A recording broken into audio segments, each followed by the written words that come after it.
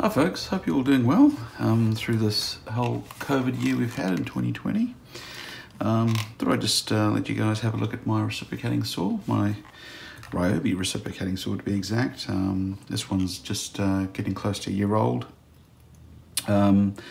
Basically, great tool if you're looking at doing any sort of light trimming of trees in the garden. This thing can handle sort of anything, I guess up to that sort of diameter, about a 150, 120 diameter branches. I actually had a tree blow down in the wind during the old lockdown, and I managed to deal with it with this, get rid of most of the branches and that were hanging over the driveway. So managed to clear up a lot of the mess.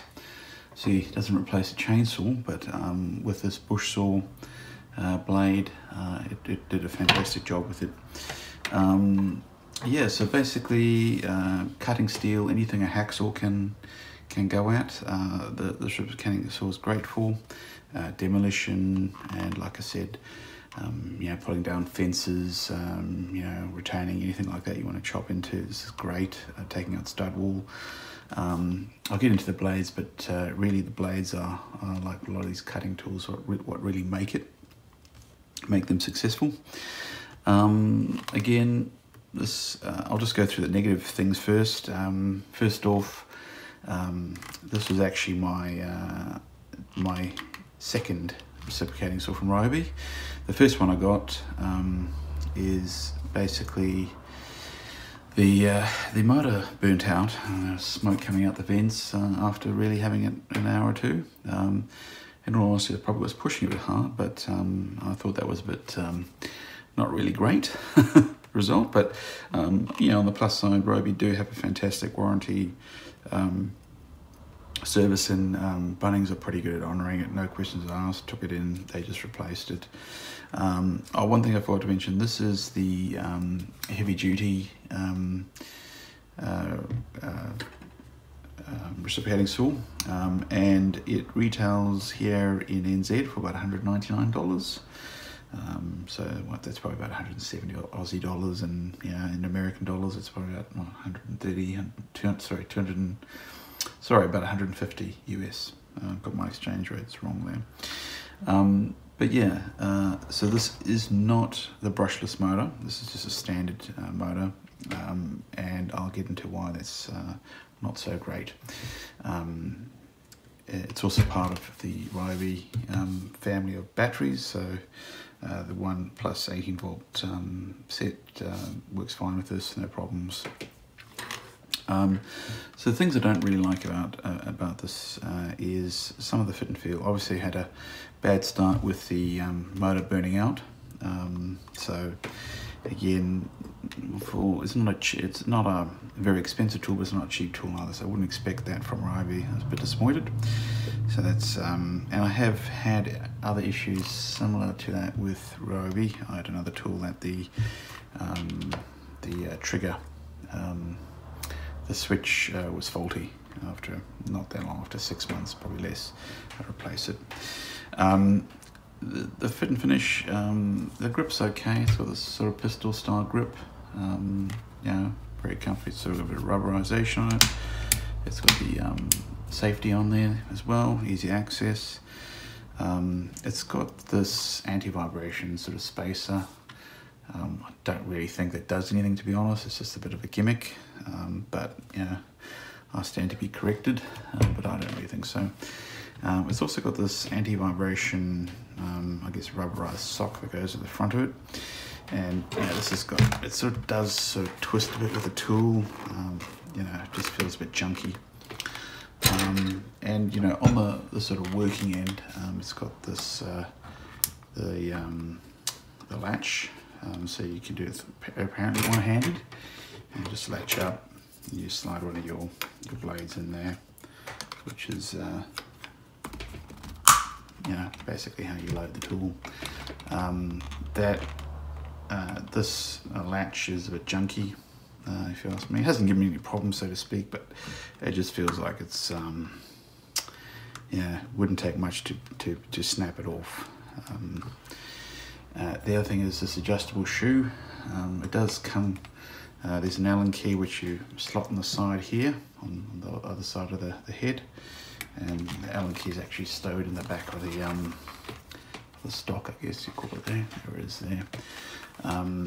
But the stupid thing with it's actually a bit of a waste of time, because it only gives you about at best 10mm of adjustment on the shoe, and yeah, so that's a bit pointless. I mean, the reason why you want to adjust the shoe is to save your blade, or maybe you just want to be cautious if the blade's oversized for what you're cutting. You don't want to whack into something behind and damage the blade, so it gives you a bit of adjustment on the blade, and this really has no, it doesn't really have that function. But the last thing, and why I wouldn't recommend this particular tool, is because it doesn't have a brushless mode, and these are very powerful tools. It just chews through battery at a rate of knots. I mean, you really need either two decent sized batteries, 5 or 6 amp hour batteries, or you'll be running to the charge every 20 minutes or so. Especially if you're doing sort of heavier work, cutting through tree branches or tree limbs. Or stud work, or if it's wet timber. I think it does really go through the motor big time. I would say, yeah, so the a brushless option would be great on this tool. The other thing, obviously being a heavy duty tool, these things get really hot and under a lot of stress, so I think definitely the brushless is the way to go.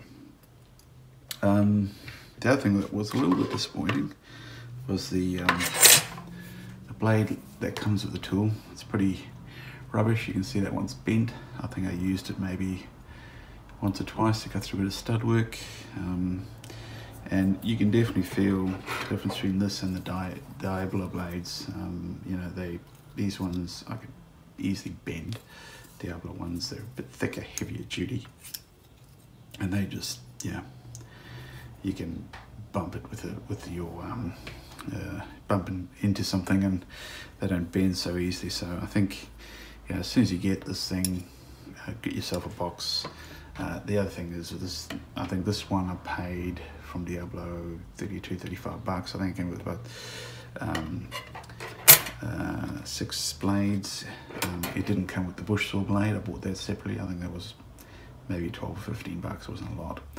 So get yourself the Bosch saw blade. It's got sort of offset teeth, and the Diablo set has, this sort of, I guess, hacksaw blade, good for going through tubing.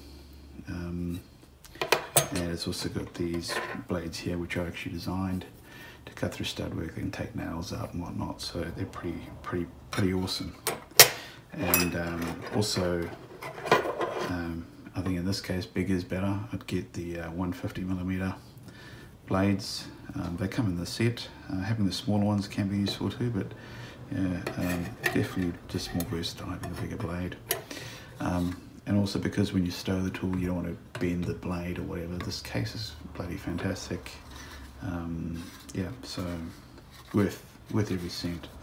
And yeah, these tools really are only as good as those blades. So again, don't waste your time with the Ryobi one. On the plus side, it again, it hasn't. Besides that our first dodgy start, it's actually been pretty good.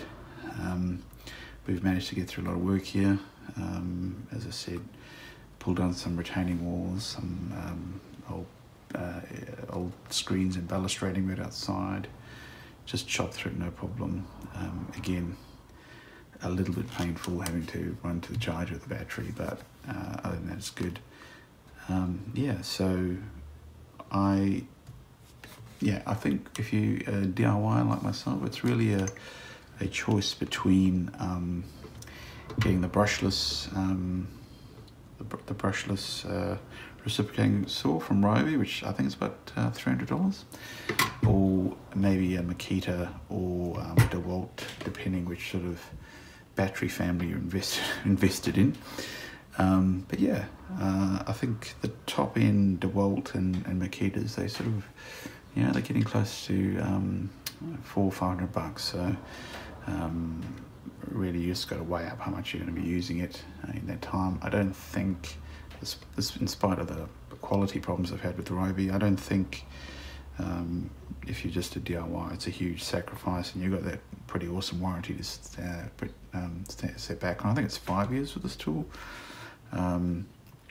so that's pretty awesome. Anyway, I will have some footage at the end of this in action. It's probably not ideally how I'd use it, but it gives you a bit of an idea. This tool's sort of designed to be used with two hands, so you'll see in the video it's a bit awkward with the camera, but I think it'll give you a bit of an idea. Anyway, I hope you guys are all doing well, and cheers, see you soon.